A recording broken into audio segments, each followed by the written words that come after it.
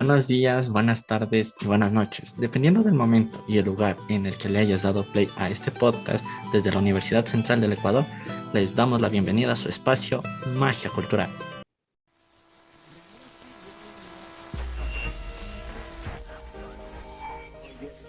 Hablemos de esos sueños de vida, de aquellos que te hacen poner la piel de gallina. Ay, los sueños. Mi sueño es conocer todo el mundo. Pero primero debes conocer tu país natal, ¿no crees? ¿Conoces algún lugar donde pueda transportarme por todo el Ecuador? Por supuesto, aquí. En ese espacio encontrarás cultura, diversidad y muchas cosas más. ¿En serio? Pero, ¿dónde es o cómo lo encuentro? Verás, es muy fácil. Solo busca magia cultural y listo. Así es, esta nueva aventura se llama Magia Cultural y en este primer episodio hablaremos sobre un pueblo étnico indígena de la Sierra del Ecuador, un país mega diverso y pluricultural. Hoy en la cabina nos acompaña Samia Quisintuña. Ella es una indígena chibuleo Salasaca, licenciada en Relaciones Internacionales por la Universidad San Francisco de Quito y estudiante de la Maestría de Antropología Social en el Centro de Investigaciones y Estudios Superiores en Antropología Social de México. Además, es una investigadora sobre pueblos y nacionalidades indígenas del Ecuador. Bienvenida, Samia. Ya, muchas gracias por haberme invitado. Sí, gracias. Hoy Samia nos va a permitir conocer un poco más de su comunidad. Recuerda que en este nuestro espacio para entender, comprender, conocer y aprender de lugares mágicos que tiene nuestro bello Ecuador. El pueblo chibuleo se encuentra ubicado en la Sierra Central del Ecuador, en la provincia de Tungurahua, específicamente en el cantón de Ambato. Sí, y el pueblo Salasaca en el cantón de Pelileo de la misma provincia. Son consideradas bilingües, ya que su idioma o lengua madre es el quichua y manejan el español como segunda lengua. Samia, ¿con qué lengua te sientes tú más identificada y más segura al hablar? Creo que depende mucho del espacio y del momento y del contexto en el que esté para que me sienta cómoda con uno o con otro idioma. En mi familia me siento cómoda con el quichua. En mi comunidad, en mi pueblo, me siento cómoda con el quichua. Con personas que son de mi pueblo, de pueblos quichuas, también me siento cómoda con el quichua. Pero ya en contextos más como, sí, cuando ya hay personas mestizas o personas que no sepan hablar quichua o entenderlo, tiendo a hablar español para no ser excluyente algunas veces. Eso creo que más depende del contexto. Ajá. Pero en mi vida personal, más quichua. Qué interesante, Sammy. Pero me da una duda. Para nosotros, al menos yo, que no conozco mucho de este idioma, ¿nos podrías enseñar algunas palabras del quichua? Como algo básico. A ver, sería Ajipunya, es buenos días. Ajichishi es buenas tardes y Ajituta es buenas noches. Y como para despedirte puedes decir Hatun Yanapaita Charipangi, que es como que tengas un gran abrazo. Se podría traducir, no sé cómo traducir Yanapay porque es como un saludo fraterno más o menos. Ajá. Hatun Yanapaita Charipangi. ¿Qué más les puedo decir? No sé, digan ustedes. A ver. O sea, más me nace la duda de... ¿Por qué más de eso? ¿Por qué crees que en el Ecuador, a pesar de que es una lengua madre del país, por qué casi no se la conoce, no es tan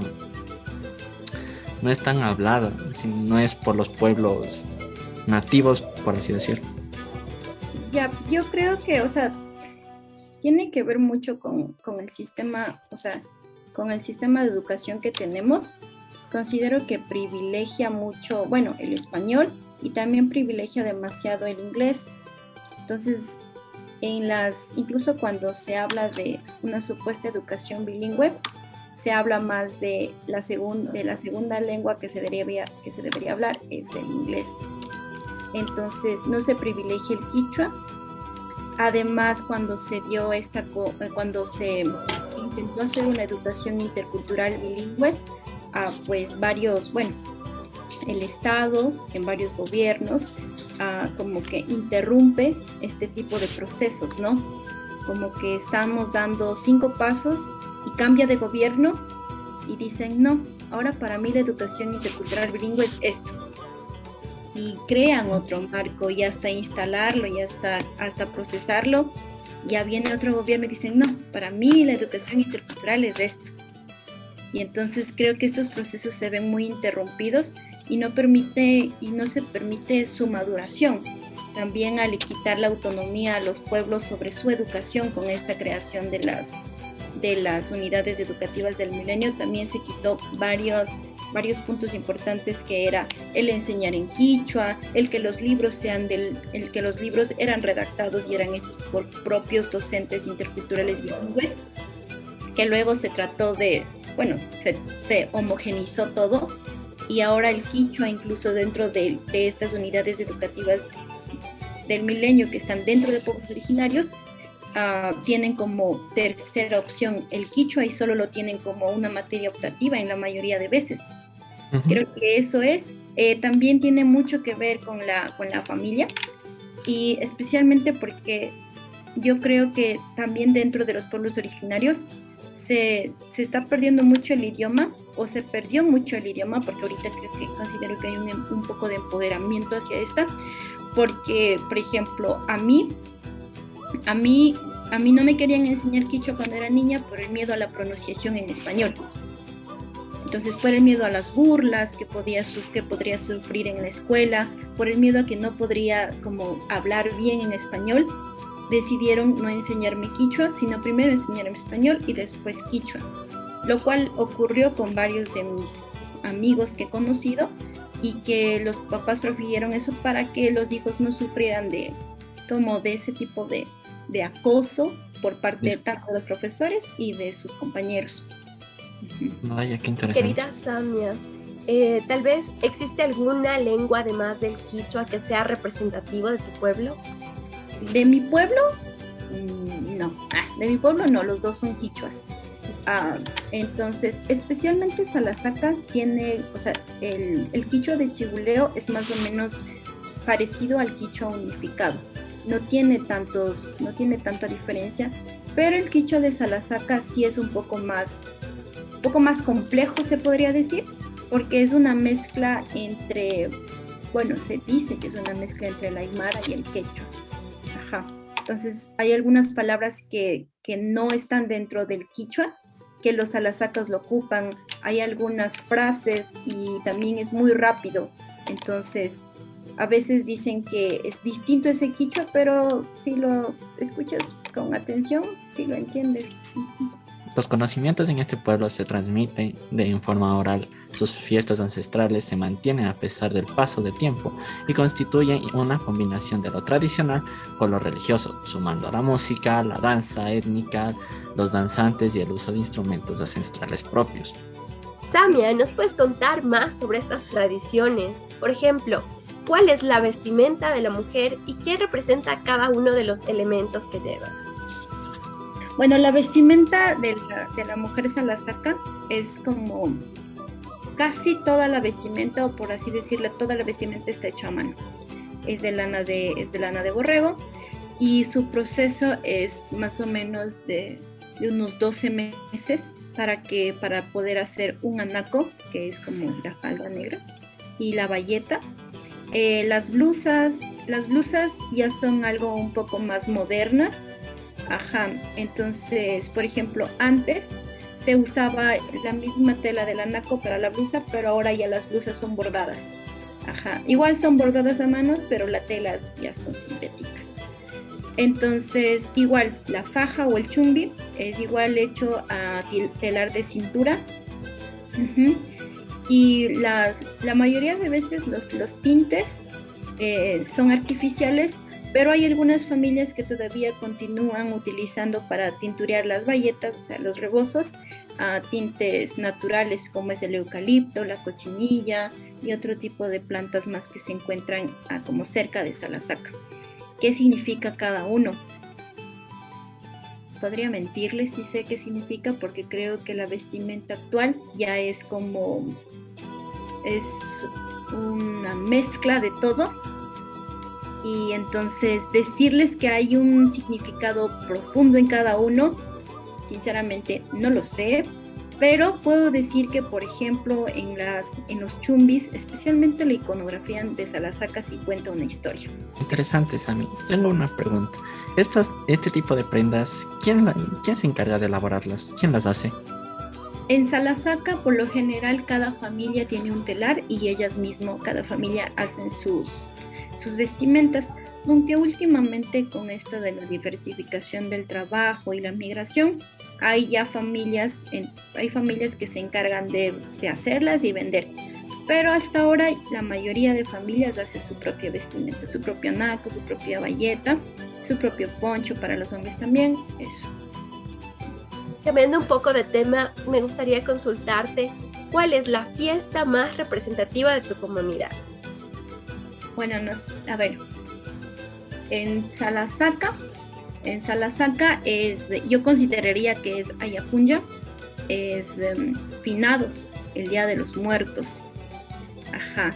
Para esa fecha llegan migrantes de todas las partes del mundo que están, por ejemplo, hay muchos salasacas habitando en Europa, en Italia, Francia. Hay una diáspora muy fuerte en Galápagos de salasacas, casi un pueblo chiquito de salasacas en Galápagos. Todos ellos en esas fechas, más o menos a mediados de octubre, o a finales de octubre vienen a pasar esa fecha. Aunque se dice que el Inti Raymi puede ser, pero el Inti Raymi considero que es una fiesta que se escucha y que se celebra más en el norte. El Inti Raymi, ¿cómo se prepara, por ejemplo? El Inti Raymi, bueno, ¿en qué consiste? Justo en las fechas de Inti Raymi se da la fiesta de los danzantes en Salasaca. Ajá. Son danzantes, son hombres por lo general de unos 35 años, que se visten con ropas impresionantes, con plumas gigantes y que danzan con música tradicional. Eso es más o menos en las fechas de Inti Raymi. Últimamente se ha estado añadiendo la elección de la ñusta, que es algo como más o menos nuevo, considero, pero también se da justo en Inti Raymi, la elección de la ñusta y los danzantes en Salasaca. Vaya, lo que nos has dicho mediante este tiempo son datos bastante interesantes que a mi perspectiva como persona te diría yo no conocía. Por otro lado, aparte de estas celebraciones están las otras, donde cada etnia le pone su distintivo, ¿verdad? Y mi pregunta es, cuando alguien se casa, ¿cómo se vive el proceso de cada lado, la familia del novio, de la novia, de la comunidad? ¿Qué hacen cada uno para la boda? Wow. Bueno, voy a hablar de Salasaca porque está hablando de Salasaca. Entonces, específicamente en Salasaca es una fiesta más o menos que dura una semana.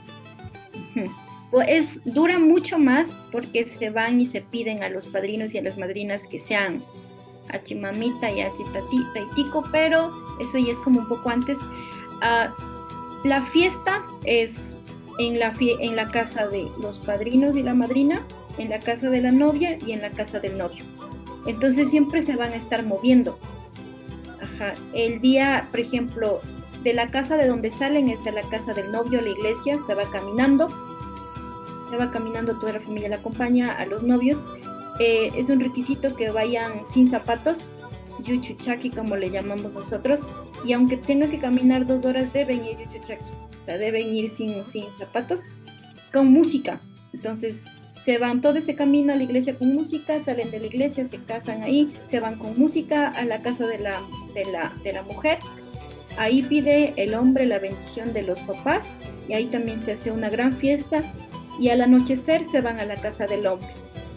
Ese es el segundo día, pasan en la casa del hombre. Este segundo día, en la noche, van donde los padrinos y las madrinas Entonces es como un movimiento constante que dura más o menos 3 o 4 días dependiendo mucho del presupuesto que se tenga, ¿no? Porque más o menos puede estar costando unos $40,000 una boda de ese tamaño.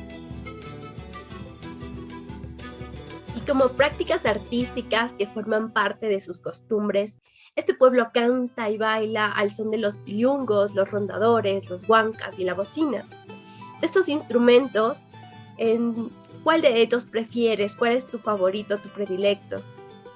Me gusta mucho el pingüillo, me gusta bastante el pingüillo, siento que tiene un sonido especial y me gusta bastante porque mi abuelito sabe tocar eso, el pingüillo. Ujú. Versus los instrumentos musicales modernos. Ah, pues igual me gustan mucho los instrumentos modernos, soy más de, de, de música house o de música techno en eso de los instrumentos nuevos. Entonces, igual hay como han salido cosas muy chéveres de mezclas de sonidos andinos con este tipo de dark house o de techno o de electrónica que son bien locos. En cuanto a la economía, se conoce que los chibuleos realizan artesanías como blusas bordadas, chigras, rebozos de color blanco con franjas de 2 colores, ponchos y en menor escala la cerámica, producción que está dirigida al autoconsumo, al mercado provincial, nacional e inclusive internacional. Te debes sentir muy orgullosa al ver cómo tu pueblo trata de reactivar su economía, más aún que puedan llegar a instancias internacionales representando con honores al país y por supuesto al pueblo chibuleo. Sí, creo que esos datos son un poco viejos.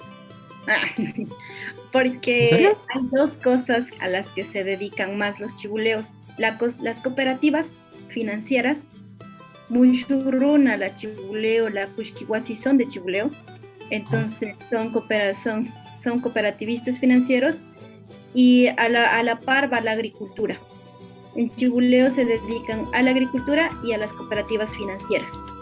Ajá. Y en muy poca medida a las blusas, pero es ya algo muy como, hay boutiques, porque ya ahora hay las personas, las mujeres o las personas que trabajan en estas cooperativas que manejan mucho dinero, han creado estas nuevas boutiques, que son boutiques donde venden blusas caras, pero he visto que es más para dentro de la comunidad. Casi no se comercializan las blusas de Chibuleo para afuera, solo son como para consumo interno de lo que conozco. Hay algunas cooperativas de mujeres que hacen para el consumo externo, pero la mayoría es para consumo interno. datos bastante interesantes y mira, según lo que yo entendía era de la otra forma, pero ahorita me despejas bastantes dudas. Muchas gracias por eso. Por otro lado, la estructura política del pueblo chibuleo está compuesta por la Asamblea Comunitaria como máxima autoridad. Luego está el Consejo de Gobierno del Pueblo, le siguen el Cabildo Comunitario, el Consejo de Coordinación y finalmente las directivas de asociaciones y cooperativas. Tenemos entendido entonces que todas las decisiones y resoluciones en la ley comunitaria lo toman democráticamente en las asambleas ordinarias o extraordinarias, convocadas por medio de los cabildos comunitarios. Está organizado en el movimiento indígena de Tungurahua denominado MIT. La pregunta es, ¿qué puedes decir tú al respecto de la forma en la que manejan la política en Chibuleo? ¿Cuál es tu percepción? Pues creo que la mayoría de decisiones que se toman sí van de acuerdo a la mayoría de personas, ¿no? Porque cada casa tiene un voto.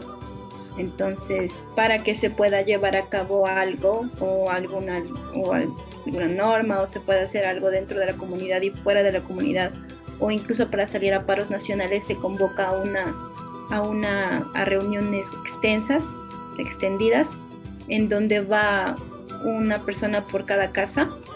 Y sí, si la mayoría dice sí, pues van, y si la mayoría dice no, pues no ocurre. Entonces creo que llega a ser eficiente, sí. Llega a ser eficiente en todos los casos, no creo.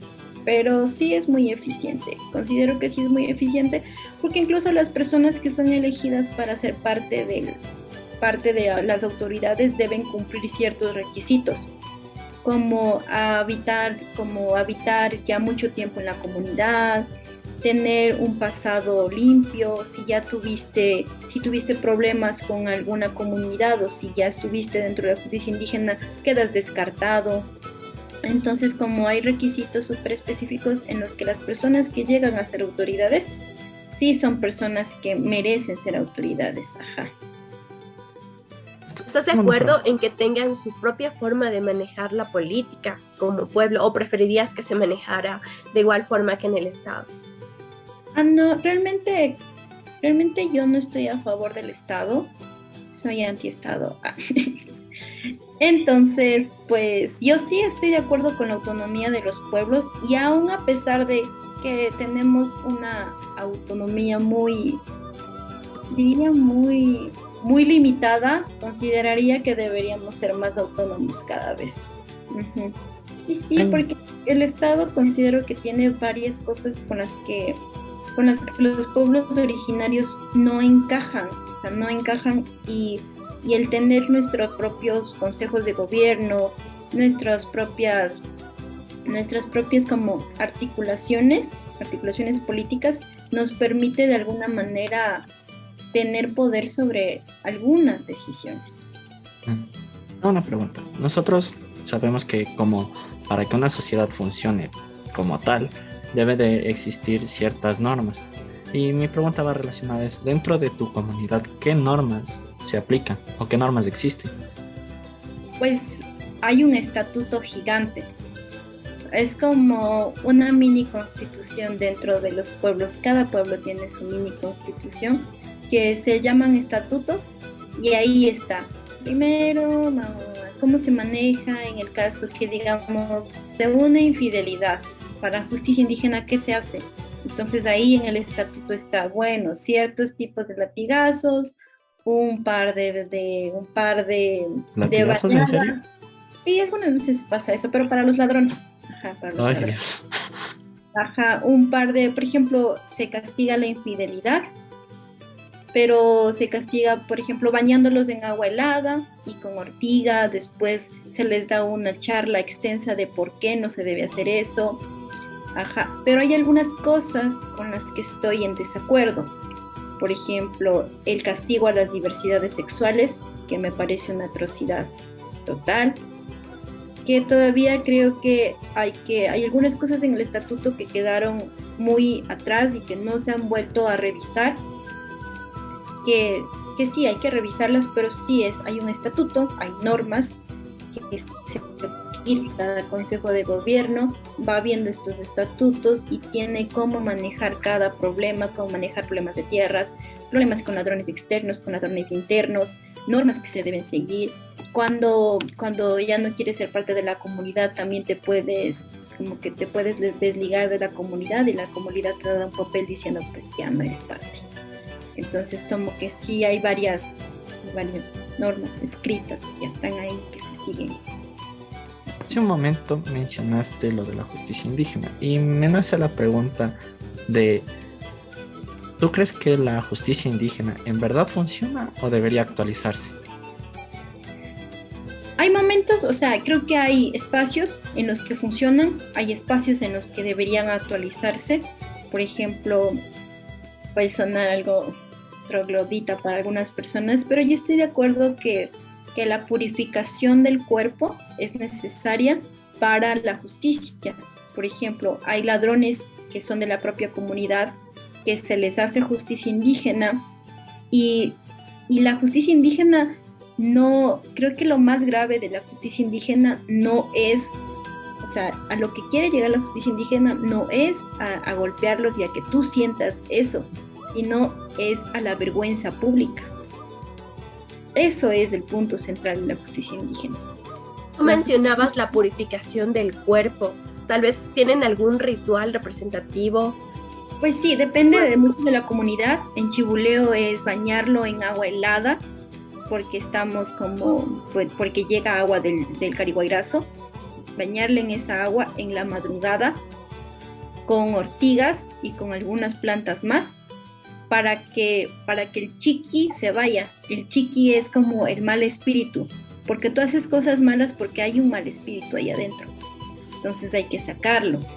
Ajá. Entonces lo limpias, lo purificas y luego de limpiarlo, purificarlo, le das una charla extensa con los mayores de la comunidad y les dices por qué esto, pero como les decía, creo que el enfoque de la justicia indígena es que las comunidades como los pueblos, para un Bruna sentirse avergonzado frente a todo el pueblo es acabar con tu vida social. Y siempre te van a recordar que tú fuiste castigado, y creo que eso es lo de la justicia indígena. O sea, el meollo del asunto es la vergüenza. Ajá. Eso de señalarte y decirte por qué lo hiciste. Desde ahora vamos a tener que tener más cuidado contigo. No es necesario encarcelarte ni nada de esto, ni privarte de la libertad, pero sí vamos a tener mucho cuidado contigo y nadie va a poder confiar en ti, y la confianza es el pilar dentro de una comunidad. Aparte de la justicia indígena, Samia, tal vez existe alguna otra forma de castigo. Pues no, la mayoría es purificación del cuerpo, luego es castigo al cuerpo y luego es hablarles, o sea, darles un sermón largo y tendido. Algunas veces cuando es muy grave te dejan encerrado en la cárcel comunitaria, pero es cuando es muy, muy grave. Y ya cuando salen de las manos, cuando es una muerte o una violación, ya se va a la justicia ordinaria. Quisiera retomar aún más a los aspectos que hablamos hace un rato y me nace la duda. ¿Qué tipo de religión manejan ustedes? Creo que es muy personal lo de la religión. La mayoría, por ejemplo, en Salasata son la mayoría católicos. En Chibuleo últimamente la iglesia evangélica ha ido tomando poder. Ajá, pero todavía los dos son predominantemente católicos. Por ejemplo, se hace todavía la fiesta del Herodes en Chibuleo y eso es una clara muestra de que son católicos. Ajá. Interesante, tú mencionaste la fiesta de Herodes. ¿Me podrías contarnos en qué consiste? Esa fiesta de Herodes es muy chistosa para mí. Pero porque yo no soy católica, no soy nada de eso. Pero a mí me parece... es que cuando yo voy a esa fiesta es algo impactante. Incluso para mí, que he crecido ahí, ¿no? Es un performance. Es un performance de cuando mandan a matar al niño Jesús. Ajá. ¿En serio? Ocurre en enero. Entonces hay un Herodes, hay una Herodina, hay un montón hay los Reyes Magos y el niño Jesús también. Entonces es como este performance, ¿no? De que sí, hay que bla, bla, bla, y al final el niño Jesús sale bien. Si a ti que eres parte de la comunidad te impresiona, imagínate a nosotros, que en mi caso nunca he escuchado de la fiesta de Herodes. Me parece bastante interesante. Sí, podrían ir, está más o menos, se da entre el 19 y 22 de enero. Justo por las fechas en donde Herodes mandó a matar a niño Jesús. Imagínate. ¿Y qué nomás hacen? Pues la preparación es con 6 meses porque ellos hacen un performance. O sea, hay una persona que asume el rol de Herodes, hay una chica que asume el rol de Herodina, los Reyes Magos, todo eso. Son más o menos 4 meses de ardua clases de actuación para aprenderse pues los diálogos. Son actuaciones, hay música después, música de todo tipo. Y también hay juegos pirotécnicos, la vaca loca, los castillos esos de pirotecnia. Entonces hay como todo eso. Esas 3 cosas son las principales. Y después como como que la cabalgata, que es más o menos recorrer todo el territorio de Chibuleo en caballo, y son muchas personas yendo en caballos recorriendo el pueblo.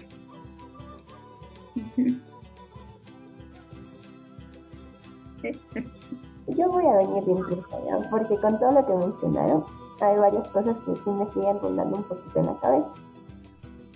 Por un lado está es cómo se organizan ustedes como comunidad, porque, o sea, en general la etnia es judeo, pero tú mencionabas que hay unas comunidades, ¿cómo hacen o cómo van formando las comunidades? ¿Cómo se llaman? Tal vez hay un número de personas que debe pertenecer a la comunidad o es libre.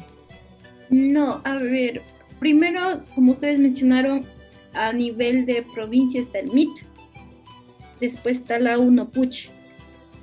A la UNOPUCH pertenecen varios pueblos, bueno, son chibuleos, pero más o menos en los años 80 a la UNOPUCH se salieron, por ejemplo, hay chibuleos San Francisco, San Luis, San Alfonso, San Pedro, pero hay otros que dicen que son chibuleos, pero ya no son chibuleos, entonces son como angahuanas o esos, pero igual siguen perteneciendo a la UNOPUCH. De la UNOPUCH se van a las comunidades grandes, San Luis, San Francisco, San Pedro, Angahuana, dentro de esas comunidades, ahí cada comunidad de esas grandes tiene un cabildo, pero ese cabildo entra en esa comunidad, hay barrios muy pequeños, ajá, y en esos, por ejemplo, San Francisco creo que tiene unos 14 o 13 barrios, no sé sinceramente cuántos barrios hay, y por ejemplo yo pertenezco a la Loma de Caluña, ajá, es muy pequeñito, más o menos somos como 20 familias, 15 familias, ajá, entonces así van formándose, varios barrios forman una comunidad, y esa comunidad se anexa al UNOPUCH, y la UNOPUCH se anexa al MIT, y el MIT se anexa a la Acuarronari, y el Acuarronari se anexa a la CONAI. O sea que de cierta manera su organización se basa en la CONAIE, en un ejército o algo así. O sea, por lo Sí, menos la CONAIE es la confederación, ajá, la CONAIE es como nuestro estado. Uh-huh.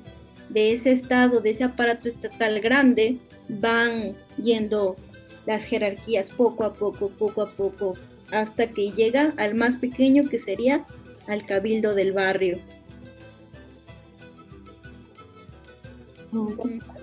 Porque, por eso es cuando el anterior presidente de la CONAIE dijo que era el segundo presidente del Ecuador, se refería a eso, porque todos los pueblos originarios están anexados a la confederación. Entonces él dice, pues sí, soy el segundo, porque nosotros también somos como un mini estado dentro de un estado. La confederación es casi lo mismo que un estado, o sea, que este aparato estatal. Entonces por eso dijo, pues sí, soy el segundo presidente, ¿no? Ajá. Claro, ya con esta explicación creo que entendemos más y ya no es tanto como que es a la parte de los memes que hacían y de la burla. Porque nos damos cuenta que hay una gran mayoría de población indígena en el país. O sea, no solamente me refiero a la parte de la sierra, sino también en la Amazonía, porque ellos también pertenecen a la CONAIE. Entonces, si los juntamos, si forman un estado amplio, eso es genial. Sí, a la CONAIE están los pueblos de la costa, los de la Amazonía, los de la sierra, y recientemente se anexaron los de Galápagos, que son salasacas. Porque en Galápagos hay una gran cantidad de salasacas, pero que ya son salasacas galapagueños, salasacas de Galápagos, algo así. Ya tienen como que un poquito más pegado al lugar donde están residiendo. Otra cosa también era, no sé si fuera de las costumbres, tal vez en las comunidades se reúnan a tocar diferentes instrumentos sin ser alguna fecha especial.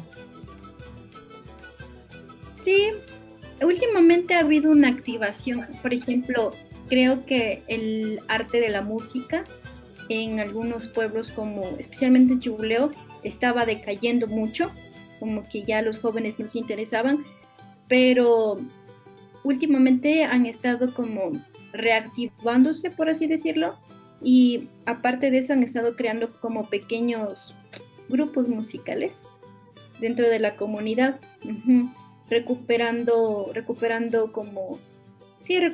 cánticos en quichua, haciendo fusiones bien locas con la cumbia, como que, y algo muy interesante que es de Chibuleo es que el sonido se llama runa shungo.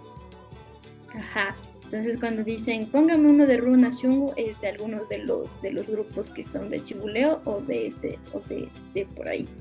Runa shungo significa corazón de runa. O sea que se podría decir que ese ya es su ritmo musical. Bueno, no es ritmo musical. O sea, ya tiene un nombre, no sé, un género. Ya sería como que un género Se para podría ti. decir que es un género. Porque a veces la otra vez estaba viendo que estaban vendiendo discos de Runa Shungo, como mix de Runa Shungo y así, wow. Que hay mixes de Runa Shungo. Claro, porque normalmente los más conocidos, o por lo menos creo que también he escuchado, es algo así, pero en la parte de Otavalo. Sí, en Otavalo hay mucho, Fandango, San Juanitos, Inti Raymi, Zapateado, hay muchos. Claro, entonces podríamos decir que Runa Shungo, en cambio, engloba a lo que sería la etnia Chibuleo. Sí, en Chibuleu utilizan Runa Shungo. En Salasaca es en Salasaca se ha mantenido más, pero no conozco, o sea, no sé si hay un nombre específico, pero sí ahí tienen más música autóctona, ajá, y hay más jóvenes interesados en la música autóctona. Acá tal vez hay tradiciones que ustedes tengan, pero que así mismo, como dices, de la parte de la música, poco a poco los jóvenes se han ido desvinculando, ¿o no? Sí, yo creo que una de las principales es la agricultura. Ajá, creo que es una de las principales de las que nos hemos ido desvinculando y yo, desde la primera persona, yo no sé más o menos, yo sinceramente no sé cuáles son las fases lunares, cómo plantar, cuántos meses dura en crecer una papa. Y creo que muchas veces varios de las personas jóvenes que he conocido y que ya están en otros espacios como educativos o migraron a otros países por falta de recursos, ya pierden esa parte que es esencial para la vida del runa, ¿no? La agricultura es como la base en la vida del runa porque es como esta conexión con la tierra y esta agricultura significa perder también conocimientos con la tierra y la conexión con la tierra. Hay también, por ejemplo, fiestas antiguas, muy antiguas que ahora ya no se hacen. Entonces también eso ha ido desapareciendo, hay rituales que desaparecen o hay rituales que se transforman y ahora son otra cosa. Creo que eso es lo que más se ha ido desapareciendo. Y también la medicina ancestral, es algo que también se está desplazando mucho. Ajá, por ejemplo, yo no conozco a un joven, o sí creo que conozco, pero hay muy pocos jóvenes que saben de medicina ancestral. Por ejemplo, de leer el cuy, de leer la vela, de plantas medicinales y todas esas cosas, decía muy difícil que aprendan, ¿no? Creo que esas dos, agricultura y medicina ancestral, es lo que más se ha ido perdiendo. Con respecto a tradiciones que dices que se han ido transformando, ¿cuáles mencionarías? Hay una que es muy interesante en Salasaca que le llaman la monería. Ajá. Es la tarde de octava. Es como antes era el disfraz de muchos runacunas de fantasmas o de cosas como muy de miedo, porque es la noche de espantar a las personas. Pero últimamente se ha estado transformando más como también de asustar, pero también de una parte burlona, ¿no? Hay personas que se disfrazan de osos, o hay personas que se ponen de osos y luego se ponen como estas cosas de lucha, los guantes de lucha. Entonces se va transformando así, o sea, como que todo se diversifica y la última vez vi un chapulín colorado. Sí. O sea, más o menos hablaríamos de un tipo mestizaje o algo. No sé si es un mestizaje, pero sí es una transformación. Creo que todo se va transformando. Ajá. al final y al cabo, como que la esencia sigue ahí, ¿no? Es asustar a las personas y burlarse de algunas personas que tal vez la pasaron mal ese año, o que fueron la burla del pueblo y se van a burlar más, ¿no? O sea, es como eso, que es la esencia, ¿no? Como es la noche de los malos, en donde los ayacunas salen y poseen a las personas y van a hacer cosas malas. Y es una noche así. Ajá, pero que ya últimamente creo que al ver tantas cosas ya nos estamos transformando también. Pero la esencia se mantiene, yo creo eso. A pesar de que quizás, bueno, algo queda, pero no desaparece todo, como tú dices, de un día para el otro. Y con respecto a eso, hay personas mestizas en las comunidades, o sea, que sí, no son necesariamente chipuleos. Sí, hay personas mestizas. En Chibuleo, en San Francisco, hay dos familias mestizas. Que igual es muy curioso porque ellos hablan quichua, pero son mestizos. Ellos aprendieron quichua porque es muy necesario, ¿no? Todos están hablando quichua a tu alrededor y tú solo hablar español es un poco... Entonces, esas dos familias que se reconocen como mestizas hablan quichua y por lo menos ya son como unas 2 generaciones que viven ahí, pero igual se han ido desplazando. Bastantes mestizos que vivían antes han ido vendiendo sus terrenos y los compran los de la comunidad. Y en Salasaca también, en Salasaca también viven muy pocas familias mestizas y de igual manera creo que más se están comprando estas tierras que eran los mestizos, los propios Salasacas, para tener esas tierras, porque también creo que los mestizos, es que yo, por ejemplo, yo ahorita estoy haciendo la investigación de Salasaca y en los años 92, los mestizos no tenían derecho a voto, aunque vivían dentro del pueblo. Ajá, entonces... ¿Y esto a qué se debe? Se debía a que era el Consejo Autónomo de Salasaca, o sea, era de los Salasacas. Yeah. Los mestizos no tenían derecho a voto o simplemente no les notificaban que habían reuniones. Y creo que también eso también los incentivó a desplazarse, ¿no? A decir, bueno, me voy. Pero aún así hay algunas familias de mestizos, muy pocas. Eso es muy curioso comparado con Otavalo, que sí conviven bastante con los mestizos, pero especialmente en Chibulú y en Salasaca evitan mucho, como que abrirse mucho a que otras personas mestizas entren. En Salasaca habitan gringos, algunos, pero mestizos no. O sea, las personas también, o sea, que viven con ustedes entrarían dentro para la toma de decisiones como miembros más, o cómo lo hacen. Como personas. O sea, yo que sé, la familia mestiza o sea, el momento de ingresar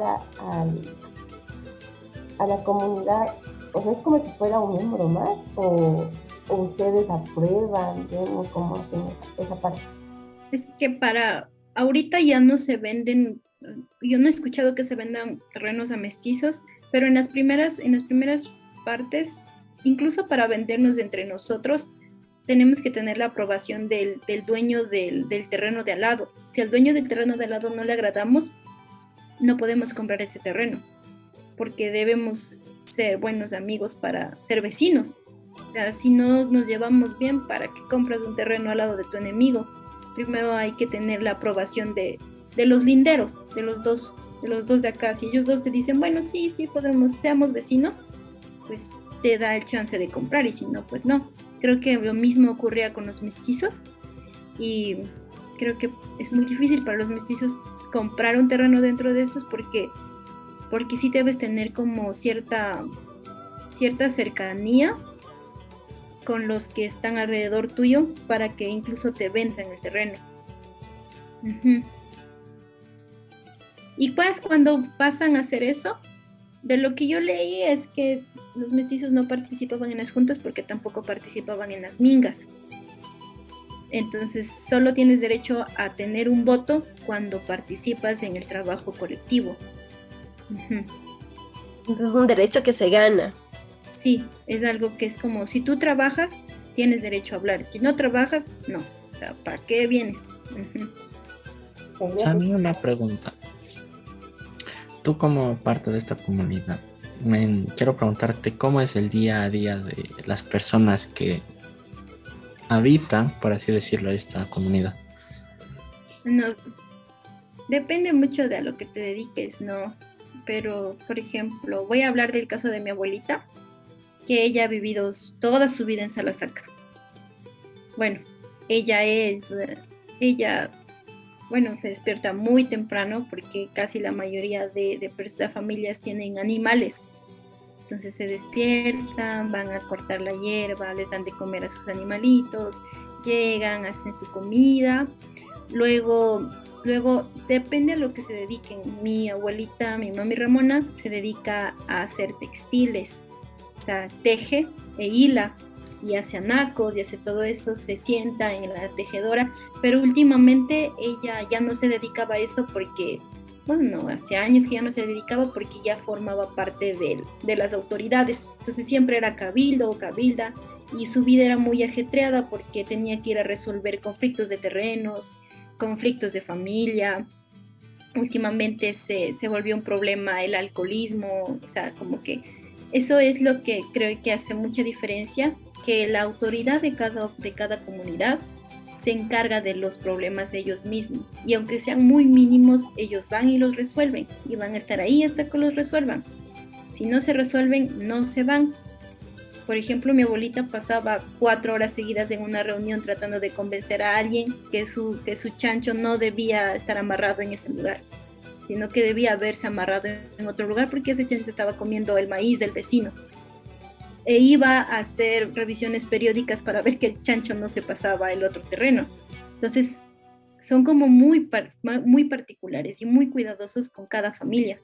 Creo que eso es lo que hace la diferencia, porque ella se preocupaba y ella sabía el nombre de cada familia, sabía el hijo de cada familia, sabía lo que le gustaba a esa señora o sabía el problema de esa señora y recaudaba fondos. Y eso pasa en todas las comunidades cuando hay un cabildo o una cabilda que se preocupa mucho por las personas, ¿no?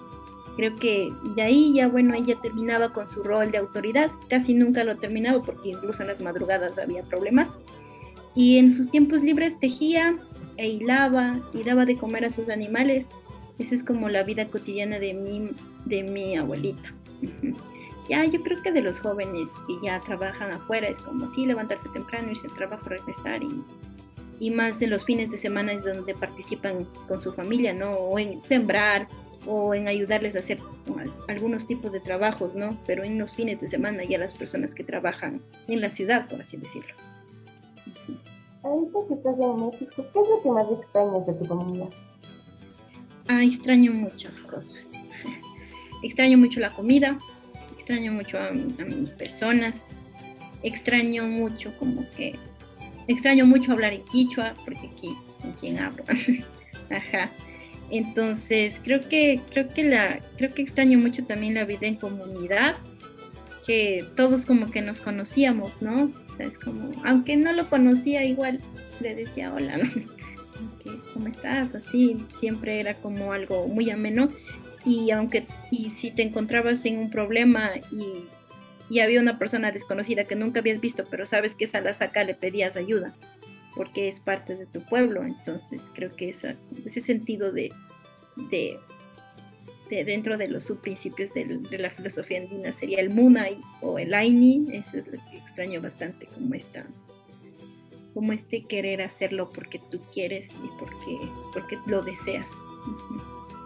Pero, ¿piensas después de los estudios regresar o no? Pues sí, mi idea es regresar. Mi idea, no sé si vivir en la comunidad, pero varios proyectos, e incluso mi tesis es de mi pueblo. Entonces, todo eso creo que sí, voy a regresar, y aunque antes no vivía ahí, iba casi todos los fines de semana. Ajá. A ver el pueblo, a visitar a mi familia, y también es porque creo que mi tesis, creo que la línea de investigación que estoy siguiendo está muy, muy alineada a los conocimientos, sabidurías sentipensares de los pueblos originarios de los que yo soy parte. Entonces, igual siempre estoy en constante ir y venir, pero siempre estoy ahí. Agradecemos mucho tu tiempo, Samia, tu aporte. Nos has permitido el día de hoy conocer a fondo sobre la etnia a la cual tú eres parte. Esperamos que regreses pronto y que tengas muchos éxitos en tu carrera. Muchas gracias.